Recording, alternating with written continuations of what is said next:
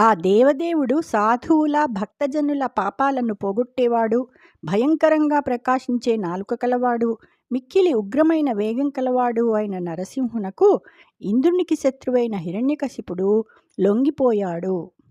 విహగేంద్రుండహి వ్రచ్చు కైవడి మహోద్వృత్తిన్ నృసింహుండు సాగ్రహుడయ్యూరువులందు చేర్చి నఖ సంఘాతంబులన్ వ్రచ్చె దుస్సహు దంభోళి కఠోర దేహు నచలోత్సాహున్ మహాబాహు నింద్రహుతాశాంతక భీకరున్ ఘనకరున్ దైత్యాన్వయ శ్రీకరున్.